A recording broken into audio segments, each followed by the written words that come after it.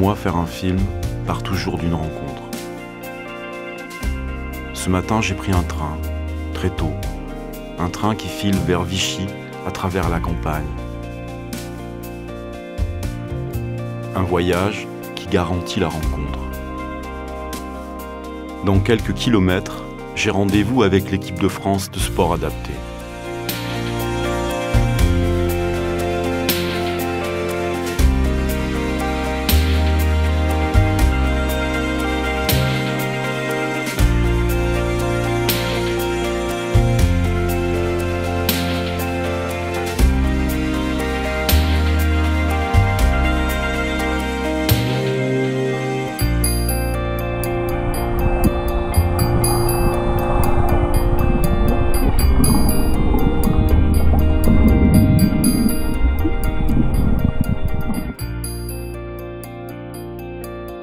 C'est à Vichy que je rejoins Mathis et Jordan qui participent à un stage de préparation. Ces athlètes sont en situation de handicap psychique ou mental.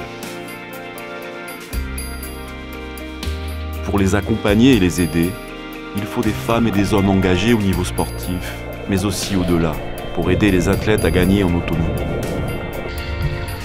Ces accompagnants ont un rôle essentiel et parfois même une relation fusionnelle.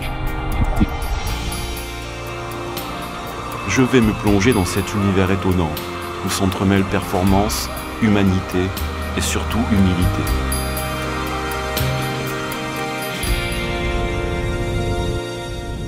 Je m'appelle Aurélie Chara, je suis responsable du pôle France Paranatation Adaptée.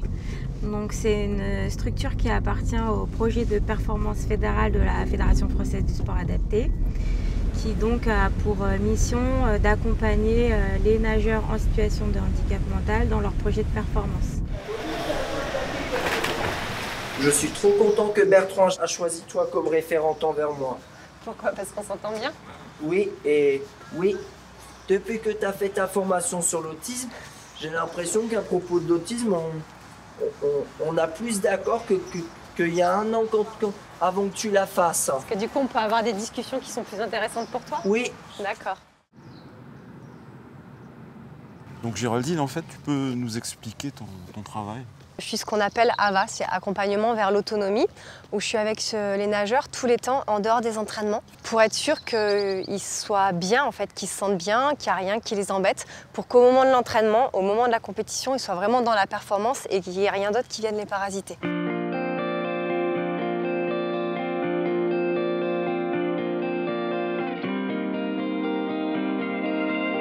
Donc, sur le pôle natation, on est 4 à avoir ce rôle-là.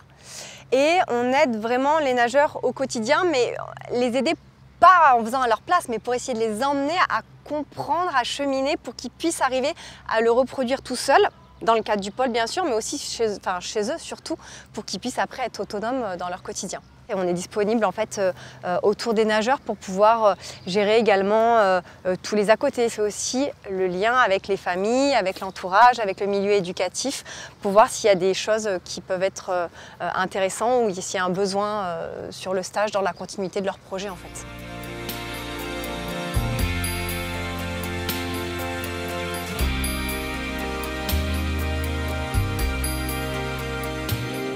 Ce que je pense également, c'est que le handicap mental, c'est vrai que c'est un handicap qui n'est pas très connu et qui fait peur. Et souvent, on se dit « Oh là là, qu'est-ce qui va se passer? Il va crier, ils vont me sauter dessus. » Alors que non, en fait, c'est pas des personnes qui sont violentes, c'est juste des personnes à un moment donné qui sont dans la peur, qui sont dans l'insécurité.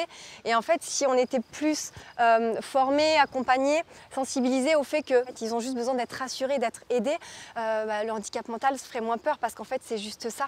Il faut pouvoir les sécuriser, pouvoir les aider à trouver des solutions. Et il n'y a aucune violence, il n'y a aucune méchanceté dans tout ça. Et je pense que le regard d'aujourd'hui dans la société n'est pas encore tout à fait le bon.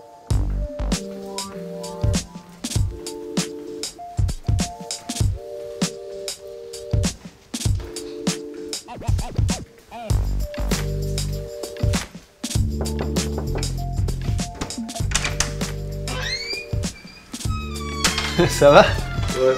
Tu faisais la sieste? Oui. Je te réveille un peu. T'as un moment qu'on discute dehors, tous les deux? Oui, y a pas de problème. Allez.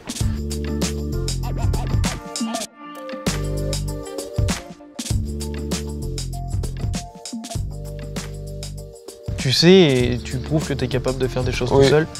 Et tu n'as pas envie de travailler en ESAT ou dans une structure spécialisée. Toi, tu veux vraiment bosser dans le monde valide. C'est bien, Jojo, de vouloir ça. Et après, moi, je pense vraiment que tu en es capable, quoi. Hein. Tu es quand même très autonome. Regarde, tu vis tout seul dans ton appart. Tu gères tout ce que tu peux et quand tu peux pas gérer, tu te laisses pas submerger, tu demandes de l'aide, tu vas téléphoner ou quoi, donc c'est bien. Même quand il y a quelque chose qui te freine, tu dépasses ça en demandant de l'aide, donc c'est cool et je pense que tu en es tout à fait capable. Oui.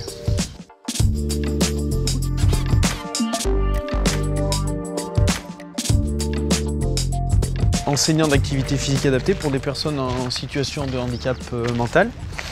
Et sur ce poste-là, je suis détaché après sur le pôle France Paranatation en tant que vie quotidienne. D'accord.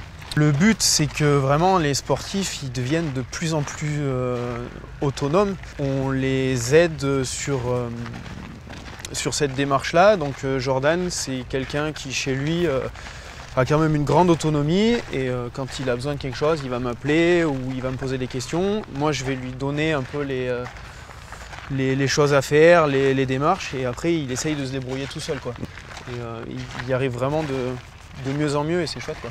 Ça t'apporte beaucoup, ce métier? Ça m'apporte énormément, ouais. Je pense que humainement et professionnellement, le pôle France Paranatation adaptée, c'est la plus belle expérience que moi je pourrais vivre.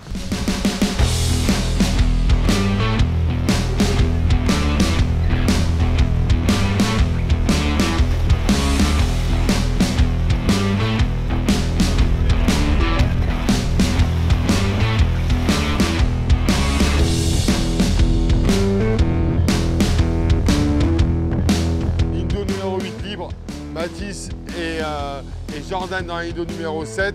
Vous répartissez après quand vous voulez. Objectif de travail coulé avec vitesse pour tout le monde, sur du long et de la répétition pour Cédric, Cléo et Asia.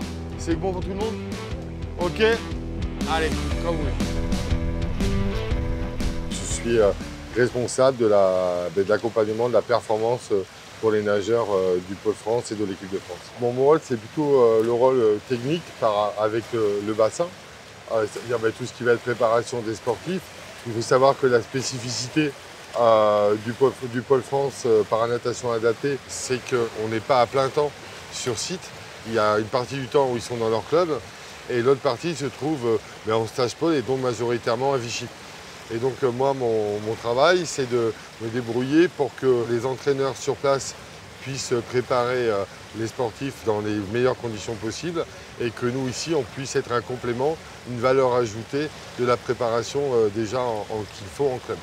Une des philosophies du pôle, c'est de dire que l'entraînement, ce n'est pas l'entraînement qui est central et tout qui s'organise, c'est qu'un bon entraînement commence avant l'entraînement. Et donc à partir de là, c'est là où tous les acteurs ont leur rôle dans l'accompagnement de la performance. J'ai connu le pôle avec une responsable de pôle, un kiné, moi. Donc on s'est vite retrouvé coincé sur gérer l'extra sportif, même accompagner sportifs pour qu'ils aient des repères pour leur entraînement, etc. Et donc là, il y a une démarche de la fédération qui a été de trouver des personnes qui permettent cet accompagnement-là en plus. Et donc le poste qui est arrivé après les 3 postes que j'ai cités précédemment, ça a été les vies quotidiennes, ce qu'Aurélie et moi préférons appeler les AVA, c'est accompagnement vers l'autonomie. Ça, c'est un truc qu'on ne pouvait pas faire avant. Les gars, la première série, vous partez à la jaune à 0, la jaune. Justement, qu'est-ce que vous pensez de ça, de cet accompagnement vers l'autonomie? En combien de temps on y arrive? Est-ce qu'on n'y arrive pas? Est-ce qu'on peut avoir du recul là-dessus? En tous les cas, pour nous, c'est devenu vraiment une question centrale, cet accompagnement vers l'autonomie. Ils arrivent dans la chambre d'appel, ils sont seuls. Et à un moment donné, il faut qu'ils arrivent à gérer leurs émotions, qu'ils arrivent à gérer pour arriver...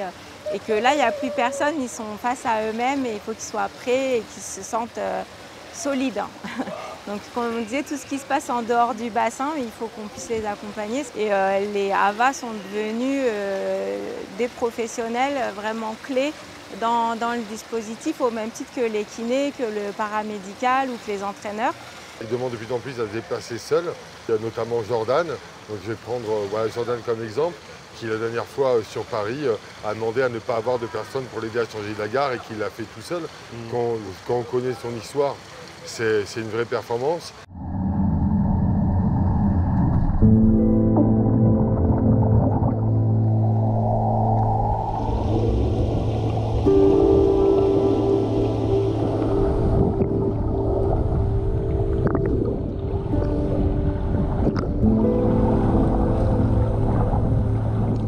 Demain, il ne faudra pas oublier, il faudra que j'aille faire d'autres courses. Il faudra Oui, faire un peu plus de ravitaillement. J'ai pas oublié. On ira après ton entraînement? Du soir ou du matin? Du matin. Nos problèmes. Donc ça fait 6 ans que tu fais ce Oui. métier. Oui. Tu peux nous raconter un petit peu ton rapport avec Mathis, par exemple? Ouais. Comment ça s'est passé au début? Tu ne Ouais. le connaissais pas? Non, alors avec Mathis, je suis arrivée, voilà, il est revenu sur le pôle et moi je suis arrivée quasiment en même temps. Au début, c'était pas facile parce que Mathis, il était beaucoup plus jeune. Il arrivait beaucoup moins à gérer ses émotions. Ce qui était vraiment difficile pour lui, c'était la gestion des émotions. Donc il était souvent dans des extrêmes on n'avait pas le mode d'emploi et on ne savait pas comment faire. Donc c'est vrai que ça a été difficile. Et en même temps, aujourd'hui, je pense que Mathis, ça restera jusqu'à la fin de ma carrière. Ce sera vraiment ma plus belle expérience professionnelle parce qu'on est arrivé à construire les choses petit à petit. Et toi, qu'est-ce que ça t'apporte personnellement? C'est riche, c'est très riche. En fait, notamment à travers Mathis, parce que c'est vrai que c'est celui avec qui j'ai eu le plus besoin de réfléchir à d'autres stratégies, à essayer de comprendre son mécanisme. Et ça m'apporte vraiment une richesse justement d'ouverture d'esprit en se disant, nous, voilà, souvent dans notre société, les choses elles sont assez carrées, c'est noir, c'est blanc, c'est oui, c'est non. Et on se rend compte que finalement, c'est pas comme ça et qu'en fait, on n'a pas raison et ils n'ont pas tort. En fait, chacun a un point de vue différent et c'est justement pouvoir essayer d'élargir sa conception des choses. Et je trouve que c'est tellement plus riche, mais dans le quotidien et ça apporte beaucoup de bonheur, je trouve, d'arriver à se dire que finalement, tout peut arriver, c'est juste qu'il ne faut pas s'enfermer nous dans des cases en fait et tout peut se faire.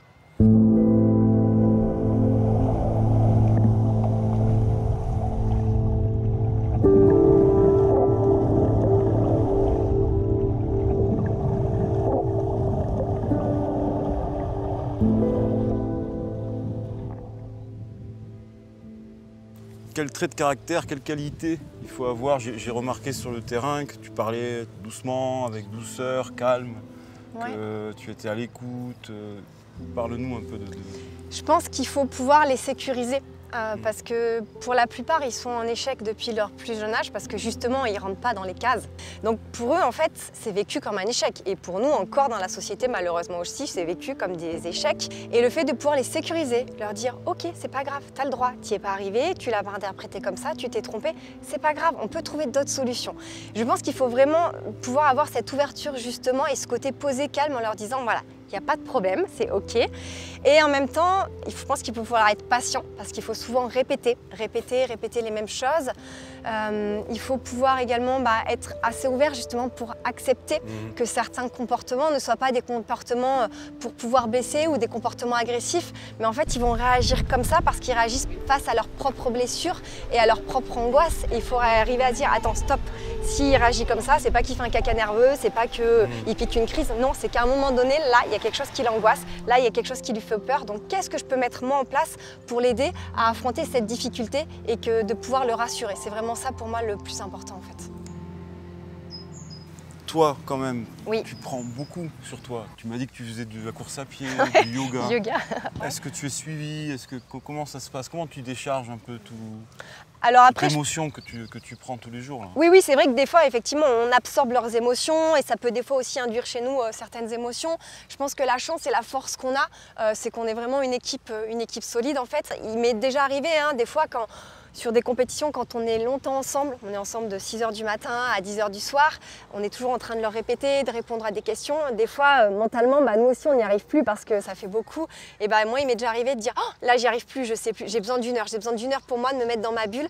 Et du coup, c'est OK, l'entraîneur est OK, la coordinatrice est OK. Et à ce moment-là, il y a quelqu'un qui prend le relais, qui va prendre ma place. Et moi, je sors le temps de pouvoir remettre tout ça. et après c'est reparti. Et s'il y a des choses qui ne vont pas, on a aussi une psychologue qui fait partie de l'équipe avec qui on peut discuter voilà, en cas de besoin.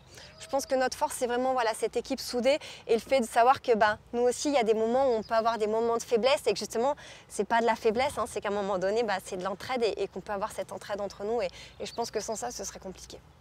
Alors quand on vit complètement des journées entières avec Mathis, est-ce qu'on est attaché Mathis? Oui, bien sûr. Bien sûr qu'on est attaché.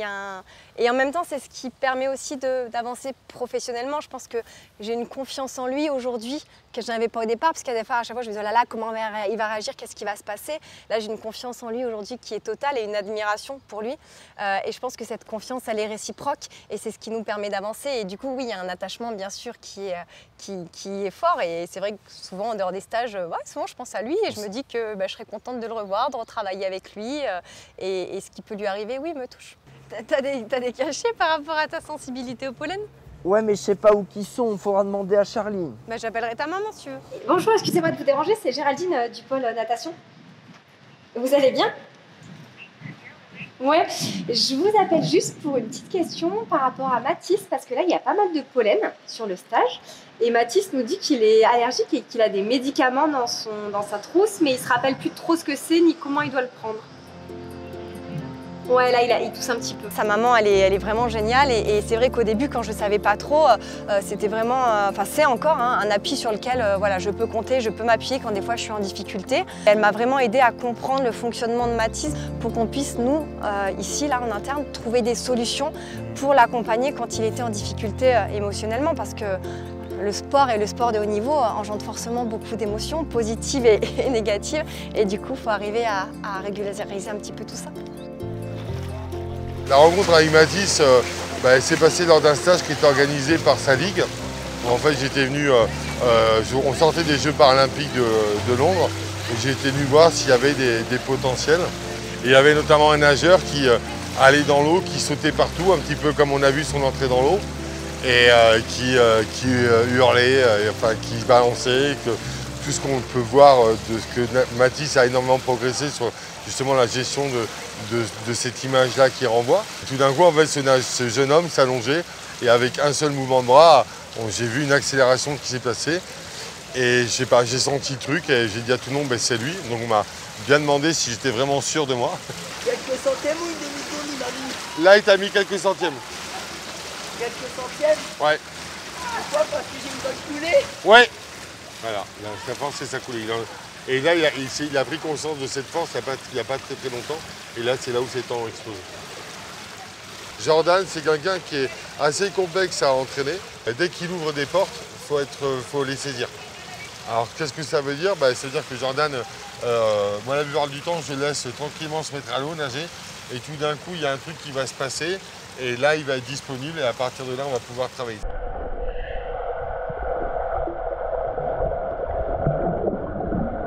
C'est quelqu'un qui est hyper sur le feeling et sur l'instant présent. Exemple très concret, lorsqu'il est rentré des championnats du monde de 2021, il est rentré chez lui, voilà, il a discuté avec son papa, etc. Puis ça s'est passé. Et au bout de 5 jours, son père dit, mais tu m'as parlé de ta compétition, mais t'as gagné des choses, etc. Oui, j'ai gagné. Et qu'est-ce que t'as gagné? J'ai gagné la médaille d'or, c'est-à-dire que tu es champion du monde. Oui, je suis champion du monde. Et en fait, Jordan était rentré, donc les médailles étaient effectivement dans son sac, etc. Mais il était passé à autre chose. Mais est-ce que le sport, finalement, mais notamment le sport de haut niveau, c'est pas être dans l'instant présent, dans son geste? C'est pour ça que aussi j'ai travaillé avec cette population, c'est qu'il nous rappelle la base du sport. Et notamment, un truc très bête, c'est que le temps, pour eux, pour la majorité d'entre eux, c'est des chiffres, ils comprennent la logique, mais le temps, c'est totalement abstrait, d'accord? Et le but du jeu, c'est de toucher en premier, et c'est bien la base de notre sport, même si on a tendance à l'oublier, en passant beaucoup de choses à travers les chronos. Les records. Et si on parle de pédagogie, alors là, comment ça se passe l'entraînement avec En fait, il faut poser le problème et on les laisse le résoudre, car la solution vient d'eux, et quand ils ont trouvé la solution, ils l'ont actée, et ils mettent du sens à ce qu'ils font. En gros, cette façon d'aborder les choses, c'est la pédagogie de Raymond Catour, c'est qu'il faut réussir pour comprendre. Et non pas comprendre pour réussir. Il faudrait arriver à toucher le fond bien droit. Compressif. Hop. Du concret à l'action, telle était la devise de Raymond Cateau, un grand pédagogue de l'apprentissage de la natation, qu'il révolutionna avec sa théorie de corps flottants, de corps projectiles et de corps propulseurs, dont les préceptes font encore référence aujourd'hui. Les problèmes posés entraînent une diversité des réponses. Un geste n'est jamais démontré. Certes, les enfants imitent, mais nous valorisons d'abord les trouvailles. Les façons de faire sont comparées, expérimentées par chacun, et les meilleures définies et adoptées par le groupe.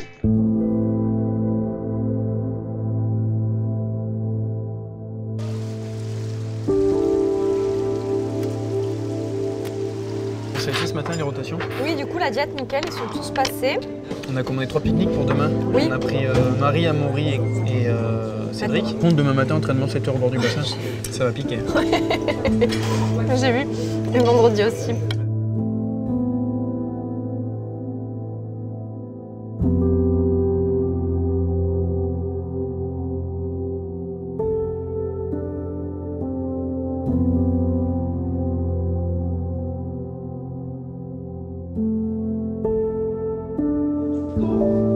Et t'es arrivé à l'heure, c'était tout nickel. Oui.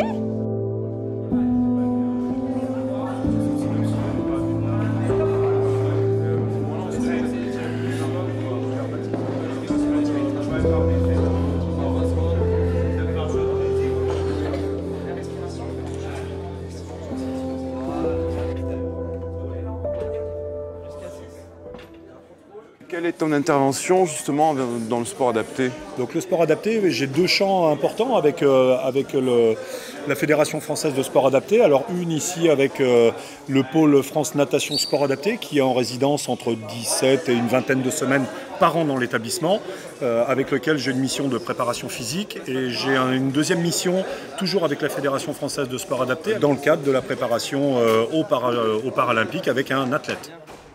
Le travail avec le sport adapté, je trouve, en termes déjà pédagogiques, permet de se mettre en zone de danger, puisque la spécificité, la caractéristique de ce public en déficience mentale, des fois, nous permet de nous remettre en question, en tous les cas sur les canaux de communication avec ces athlètes, puisque c'est vraiment à nous de rentrer dans leur monde et pas l'inverse. D'accord. Donc tu apprends en fait, tu as appris tous les jours quoi. Complètement, c'est vraiment une interaction à la fois avec l'athlète. Alors effectivement, nous on apporte des contenus, mais on se développe aussi également par rapport à l'intervention qu'on a avec eux. Est-ce que tu travailles avec les gens qui l'accompagnent? Oui, bien sûr. Au sein du pôle France Natation Adaptée, il y a vraiment une vraie synergie à travers l'équipe d'encadrement. Alors bien sûr avec la CTN Aurélie qui pilote un petit peu tout ce projet, avec ses entraîneurs référents, Mathias et Bertrand bien sûr, et ensuite l'ensemble des assistants de vie. Et là il y a une vraie synergie et une vraie cohorte de travail autour de toute cette organisation et de tous ces athlètes.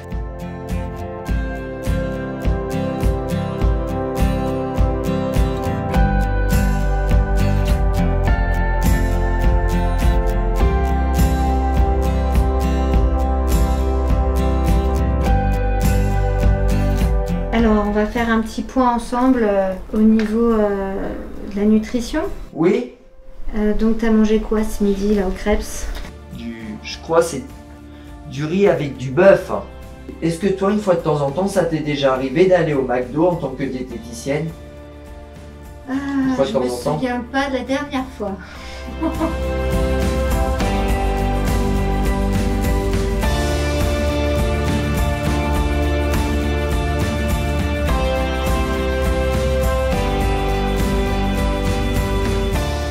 Il y en a un tout petit peu rouge. Bouge-toi le nez là. Bouge-toi le nez et souffle par ton nez. Comme ça, comme ça. Tu souffles. Un coup sec. Le sport pour ces jeunes, ça représente quoi Alors, le sport pour ces jeunes, je vais vous dire une phrase une belle phrase. En fait, c'est une action thérapeutique. Le sport est pour eux comme un médicament. C'est-à-dire que ça leur permet de s'épanouir et d'exister. Et je pense que s'il n'y avait pas eu le sport, leur intégration sociale ou professionnelle pour certains aurait été plus difficile. Ça leur permet d'avoir une meilleure adaptation à la vie sociale. Et ils sont moins doléants et beaucoup plus intégrés. J'en suis convaincu.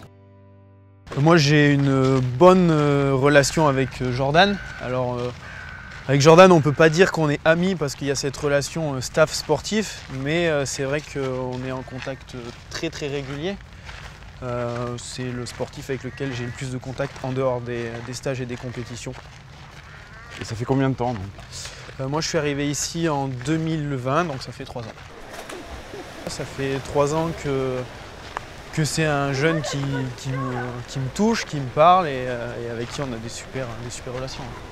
Comment ça a démarré en fait On a tous de l'affect avec plus ou moins avec certains sportifs et Jordan c'est quelqu'un qui me parle, qui me touche et petit à petit cette relation en discutant elle s'est instaurée, puis elle a grandi, elle s'est renforcée et maintenant c'est vraiment naturel.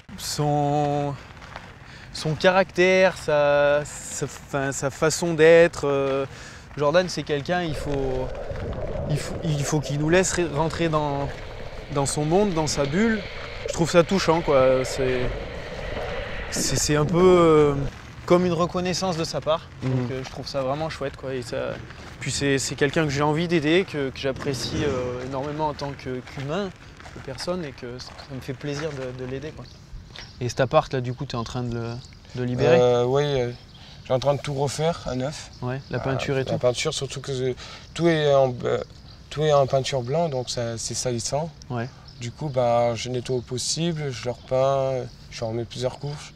Il habite à quel endroit, Jordan? Il habite à Verdun, Jordan. Et Jordan, il est vraiment autonome puisqu'il vit tout seul dans son appartement. D'accord. Il est autonome dans ses déplacements. Voilà, et puis il a un projet professionnel qui commence à se mettre en place. Tu prends quand même beaucoup de charges émotionnelles. Est-ce que tu as des occasions de relâcher un peu la pression? Moi, j'ai mon échappatoire à moi. Je chasse beaucoup, j'ai la passion des chiens et je passe beaucoup de temps dans les bois, tout ça. C'est par passion des chiens, donc c'est mon échappatoire. Et après, la charge émotionnelle au niveau du boulot, c'est en compétition qu'on l'évacue. Quand il y a des performances qui sont là ou des beaux résultats ou quelque chose où l'émotion monte, c'est vrai qu'en compétition c'est régulier que les larmes montent et qu'on évacue à ce moment-là, quoi. Je sens que tu as une relation très forte avec Jordan. Et est-ce que tu as déjà imaginé qu'un jour ça va s'arrêter? Alors, justement, Jordan, tout de suite, il est dans une période plus ou moins de doute suite à sa carrière sportive. Il commence à verbaliser le fait que peut-être il veut mettre un fin de carrière. J'ai vu sur les réseaux que tu parlais de fin de carrière, tout ça, que tu t'arrivais un petit peu à saturation tout de suite. Si jamais c'est vraiment ce qui se mettait en place et qui se concrétisait, j'espère que tu sais que même si le pôle, tu ne fais plus partie, tu pourras toujours, en tout cas moi et je pense le reste du pôle, nous appeler et qu'on t'aidera et que tant qu'on peut t'accompagner, on tendra toujours la main, quoi, Jojo. C'est pas parce que tu fais plus partie un jour du pôle qu'on te laisse tomber et qu'on n'est plus là pour toi. Mais c'est vrai que jusqu'à présent, j'avais du mal à imaginer ça, puisque dès que Jojo il a un peu un coup de mou, on s'appelle, on discute et on arrive toujours à le remotiver. Après, ce qu'il ne faut pas oublier, c'est que c'est leur projet sportif dans lequel ils nous intègrent, mais c'est pas nous de décider pour eux. Donc le jour où il va dire qu'il veut vraiment arrêter, je respecterai ça. C'est sûr que ça va me faire drôle parce que Jordan, c'est une figure déjà au niveau du pôle et puis que j'ai cette relation avec lui. Mais le jour où il dit qu'il arrête, je l'accompagnerai tant que je peux après ça et je respecterai cette décision. Ce que je vais te dire, ça va te faire rire, mais tu te trouves moins motivé parce que c'est l'été et que tu as envie de profiter de tes amis, tout ça? Pas forcément. Non, vraiment, c'est un tout. Et si jamais on partait sur une fin de carrière, tu m'appelleras quand même, tu me donneras sur des nouvelles? Bah oui. Bon, j'espère. Bah ouais, quand même. Oui. Et si t'as besoin, même si un jour tu fais plus partie du pôle, Jojo, tu sais que tu peux m'appeler à n'importe quand. Hein. Toujours, je t'aiderai du mieux que je peux et et je répondrai présent au maximum. Oui. Ça marche? Oui. C'est pas parce que t'es plus là qu'on sera plus là pour t'aider. Ça, faut pas que tu l'oublies. Oui.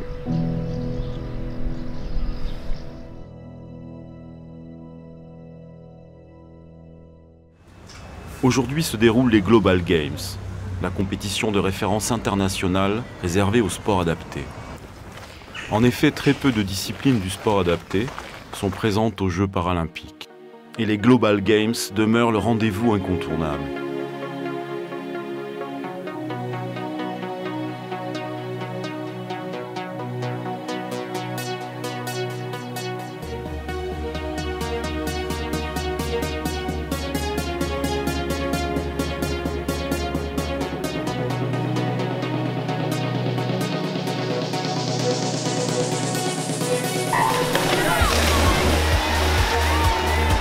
Allez, c'est parti.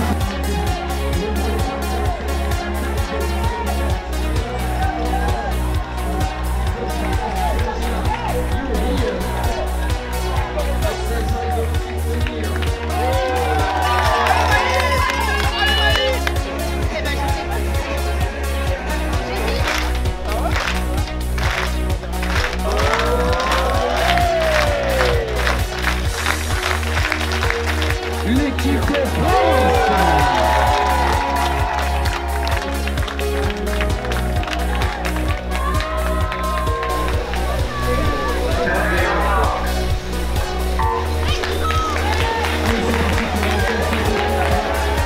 Allez, c'est parti donc pour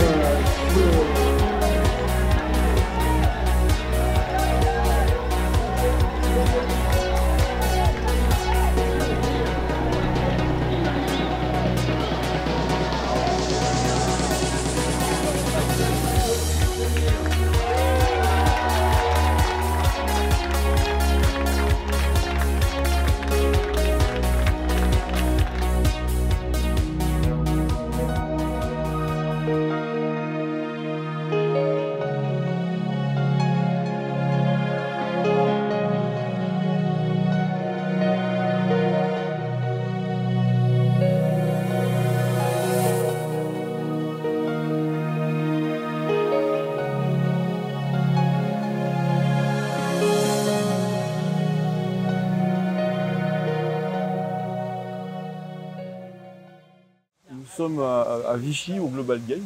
Oui. C'est un peu un grand jour pour Mathis et pour vous, Mathis, votre fils. Vous pouvez nous dire un petit peu ce que vous ressentez aujourd'hui? Alors pour nous, aujourd'hui, c'est pas un jour particulier. C'est juste, on dirait, la cerise sur le gâteau. Nous, on est fiers de Mathis tous les jours. Peu importe la compétition qu'il va faire ou ce qu'il va réaliser dans la vie au quotidien, on est fiers de lui. Donc aujourd'hui, évidemment, c'est un grand jour. On est fiers parce qu'on le voit heureux. Sur l'autre relais, il va peut-être avoir plus, parce qu'il va avoir moins de pays. C'est quoi l'autre relais? C'est avec les T21, enfin la II2, et après je pense qu'il va avoir les I3. À I3, il doit avoir 2 pays. C'est un peu plus facile. Bertrand, c'est son entraîneur, Oui. c'est quelqu'un qui l'accompagne. Oui, C'est comme Géraldine. voilà. Qu'est-ce que vous pouvez dire sur ces personnes-là, sur leur fonction d'accompagnement? Mathis a une relation très fusionnelle avec Bertrand. Je pense que dans le sport adapté, c'est très important, cette fusion qu'ils peuvent avoir. Géraldine est arrivée un peu plus tard comme accompagnante, puisque dans le début de l'aventure, il n'y avait pas de vie quotidienne. Donc j'accompagnais Mathis sur tous les regroupements. D'accord. Et là, aujourd'hui? Et là, aujourd'hui, on va dire que ma vie a changé. Géraldine est arrivée, elle accompagne Mathis depuis plusieurs années. Nous, on a totalement confiance en Géraldine. On a aussi une relation particulière avec elle. Ça se passe très très bien et nous sommes très heureux que dans le sport adapté, maintenant, il y a des accompagnants. C'est essentiel pour les sportifs. Oui, il est très lié à Géraldine. Géraldine est vraiment son point de repère. Mathis a beaucoup évolué parce que maintenant, quand Géraldine n'est pas là, il est capable d'être accompagné par quelqu'un d'autre. Donc ça, c'est très bien. Mais Géraldine est le repère. Comme ça, je termine normalement pour d'autres projets. D'accord. Tu feras un pot de départ? Bien sûr. Tu m'inviteras? Oui. Et tu voudras qu'on mette de la musique? Non. Pas de musique? Non. Il y aura des bonbons? Oui. Il y aura des boissons? Oui, on n'aura qu'à aller acheter tout ça. Il y aura de l'alcool? Non. Non, on est sportif. Ouais, c'est vrai, t'as raison. Le sport lui a permis déjà de gagner en autonomie. Gagner des médailles, ça a été très fort pour lui. Parce que ça a été une récompense. Je suis capable de faire quelque chose. Je suis capable de réussir. Il a eu son permis. Toutes ces choses-là, c'est très important. Je suis capable de faire comme les autres. Et ça, c'est important pour lui, oui. Lorsque j'ai rencontré Géraldine, à un moment donné de la discussion, je lui ai demandé qu'est-ce qu'elle allait ressentir si un jour l'histoire allait s'arrêter. Parce que je pense qu'il y aura quand même une fin. Ah, bien sûr, oui. Qu'est-ce que vous en pensez, vous? Je pense qu'il va y avoir une fin, bien sûr, quand Mathis va arrêter la compétition ou Géraldine quitte le Pôle France pour faire autre chose. Ça va être un grand vide pour les deux, je pense.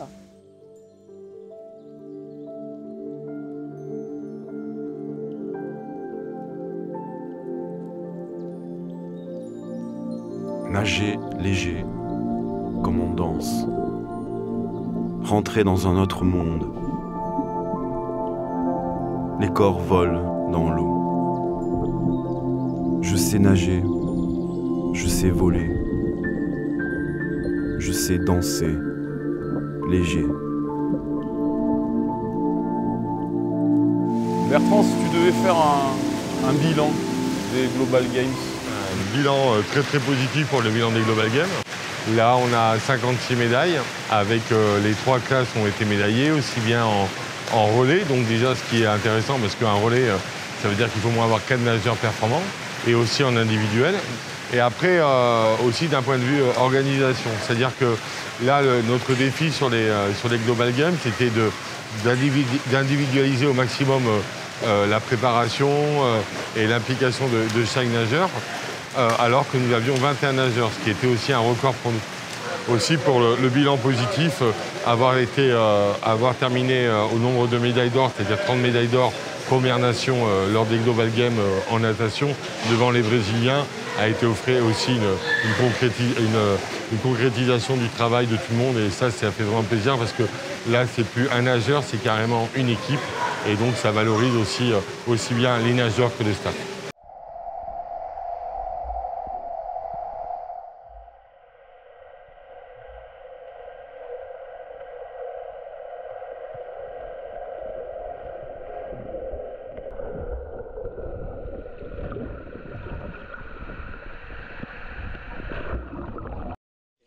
Il y a moi, il y a Colette, Angélique, la référente de Jordan, et Isabelle. L'objectif de Jordan cette saison était les Global Games. Ce qui était prévu, c'était lors de ces Global Games, il devait réaliser des temps qui lui permettaient d'entrevoir ou non une suite paralympique. Les temps qu'a fait Jordan dans les épreuves paralympiques, donc lui c'était le 200 mètres nage libre, lui permettent pas de continuer l'aventure paralympique. Donc là on avait rapidement discuté avec Jordan comme quoi le projet paralympique 2024 était mis de côté. Mais pour nous, s'il le souhaite, l'objectif Virtus, c'est-à-dire les championnats d'Europe 2023-2024, sont de l'ordre du possible. Pour autant, s'il est dans ce projet-là, Jordan reste un élément important des relais. Naturellement, tout ça, c'est, comme on l'a toujours dit, le chef du projet, de son projet, c'est Jordan. Donc voilà, nous, dans cette situation-là, voilà ce qu'on peut proposer à Jordan, sous condition qu'il soit dans le même projet que nous. Sinon, s'il a un autre projet qui n'est pas paralympique, on suivra Jordan dans cette voie. C'est toi l'acteur principal et nous on t'accompagnera, on cherchera des solutions avec toi. Il faut qu'on voit voilà, ce que toi t'en penses de ce bilan sportif suite aux Global Games. Tu vois ce que... Donc toi voilà, où t'en es là aujourd'hui. De quoi t'as envie? De quoi t'as envie au niveau sportif. Il n'y a pas de... Il n'y a pas de piège. Tout à l'heure on a discuté ensemble. Tu dis, voilà, vraiment, il n'y a pas de souci, Jordan. Vas-y, dis ce que tu penses. Bah, d'un côté, j'avais beaucoup réfléchi par un temps. Parce que d'un côté, j'avais plus la motivation à nager. Mon dernier, des fois je me force, parce que voilà. Mais j'ai dit, mon dernier, il faut que je le dise, c'est tout, parce que à un moment donné, je vais pas continuer à me forcer à nager pour le plaisir. Mais après, c'est un exemple, j'ai faire une carrière, je continuerai toujours à nager avec la FFN, faire les régionaux et continuer le sport, quoi. Ouais, tu veux continuer le sport, mais pas un projet de haut niveau qui te demande de t'entraîner beaucoup. C'est trop contraignant, ça devient trop contraignant pour toi. Ok. Donc en gros, tu nous demandes d'être en fin de carrière. Oui. Ok. Donc une compétition championnat d'Europe, c'est plus du tout une motivation pour toi. Non. Et du coup, c'est quoi tes nouvelles motivations? Voir un travail, voir une vie et le permis qui est en place.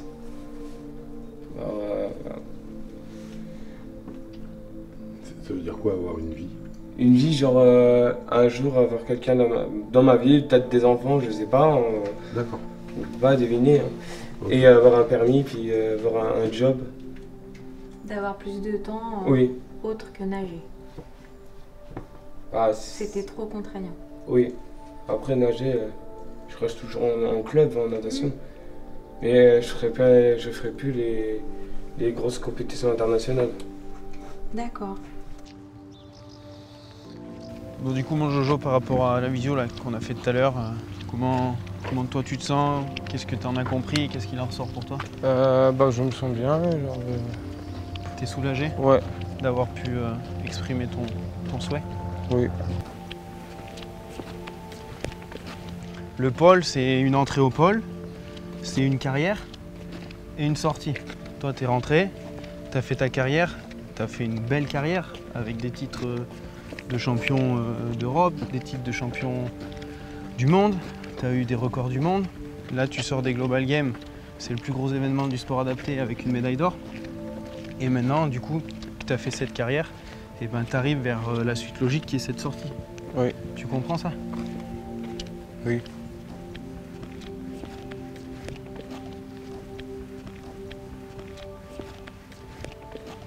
Qu'est-ce qui se passe dans ta tête tout de suite? Je suis fatigué. T'es fatigué? T'as envie de rentrer chez toi? Ouais. Ouais? Tu penses qu'il faut que tu te reposes un peu, tout ça? Ouais. Surtout que j'ai envie de parler avec ma famille. Ouais. Ouais, je comprends mon Jojo. Allez, ça va aller? Ouais. Je pense que là c'est dur pour lui. C'est très dur.